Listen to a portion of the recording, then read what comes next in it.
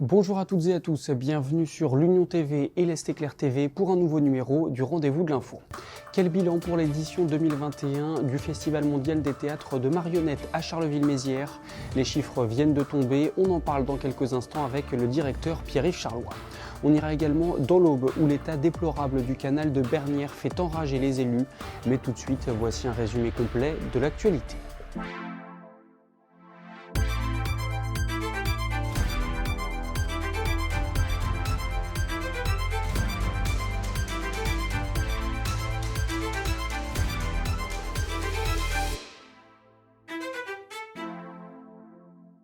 Dans le cadre d'un appel lancé par la Fédération nationale des mines et de l'énergie CGT, les agents d'exploitation du réseau Enedis de la Marne ont entamé ce mardi une grève de 3 jours sur leur site de la zone Farman à Reims.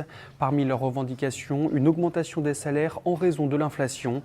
Ils dénoncent par ailleurs une dégradation de leurs conditions de travail et le recours croissant à la sous-traitance. Une mobilisation équivalente s'est tenue dans les Ardennes à Charleville-Mézières. Franck Riester était en déplacement à Romilly-sur-Seine dans l'Aube ce mardi. Le ministre chargé du commerce extérieur s'est rendu dans les locaux de Tractel, une entreprise ayant bénéficié du plan de relance mis en place par le gouvernement. Elle avait été victime d'un incendie dans la nuit du 21 au 22 septembre. Christian Jacob, quant à lui, sera à Reims ce mercredi pour une réunion publique.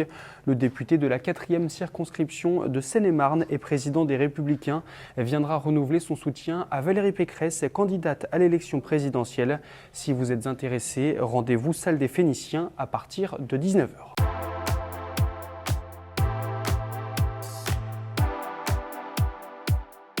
Près de 43 000 spectateurs en salle, 430 bénévoles, 88 compagnies présentes. Les chiffres de l'édition 2021 du Festival mondial des théâtres de marionnettes à Charleville-Mézières viennent de sortir. Notre journaliste Benjamin Vernet a pu en parler avec le directeur Pierre-Yves Charlois. Bonjour Pierre-Yves Charlois, merci de prendre quelques minutes pour cet entretien. Alors, on comptabilise un peu plus de 43 000 billets vendus pour l'édition 2021 du festival. Au vu du contexte sanitaire, évidemment, est-ce que je peux vous demander si c'est une bonne fréquentation, selon vous, pour cette édition? Oui, c'est une très bonne fréquentation. Ça représente presque 75% de la jauge qui était mise à la vente. Et surtout, ça représente la deuxième plus grande performance en France après le Festival d'Avignon. Et ça, je pense que c'est une très bonne performance. En termes de fréquentation, il faut aussi ajouter les spectateurs qui sont venus assister à des représentations dans les espaces publics. Alors là-dessus, quel chiffre on a sur ce nombre de spectateurs? On estime aujourd'hui à 120 000 spectateurs les gens qui ont arpenté les rues de Charleville-Mézières pendant le festival, soit presque 12 000 personnes par jour. C'est une fréquentation qui est peut-être légèrement en dessous des éditions précédentes, évidemment là encore du fait du contexte sanitaire. Vous pensez que c'est notamment peut-être le contrôle du pass, ce genre de choses qui a pu réduire un petit peu cette fréquentation? Je pense surtout que c'est la crise sanitaire qui nous a privés de notre public étranger.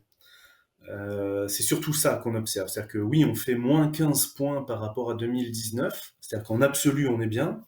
Après, effectivement, sur la typologie même du festivalier, on observe une majorité de festivaliers français, puisqu'on est à 90% de festivaliers français, donc 40% de festivaliers ardennais. Et donc, plutôt que le pass sanitaire, parce que je n'ai eu aucun problème avec le pass sanitaire, parmi les spectateurs, parmi les techniciens, parmi les artistes, je tiens à souligner que nous n'avons eu aucun accident du travail et surtout nous n'avons eu aucun cas Covid déclaré.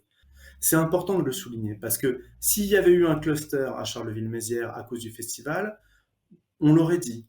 En revanche, on ne dit pas que alors que nous avons accueilli 120 000 spectateurs, dont presque 45 000 en salle, il n'y a eu aucun cas Covid. Bon, ce sera dit dans cette émission du coup.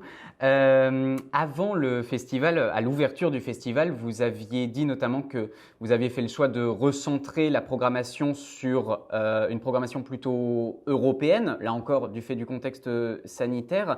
Donc c'était une édition un peu particulière, notamment sur la programmation. Est-ce que je peux vous demander en termes d'ambiance, pour parler avec un terme général, si l'édition en termes d'ambiance a été similaire à l'édition de 2019, 2017, etc. Ouais, j'ai envie de dire qu'elle était meilleure.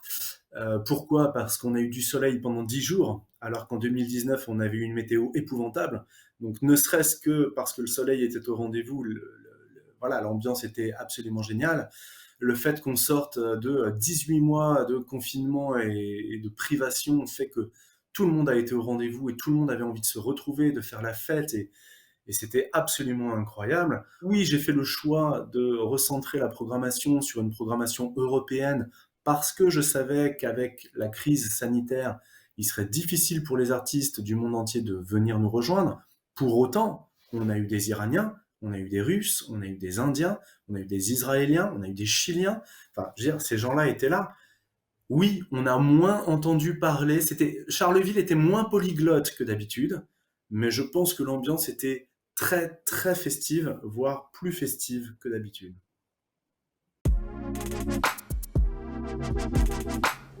Un ouvrage de moins en moins étanche et des berges qui s'affaissent, l'état du canal de Bernières dans l'Aube inquiète les élus. Résumé de la situation avec la rédaction de l'Est Éclair.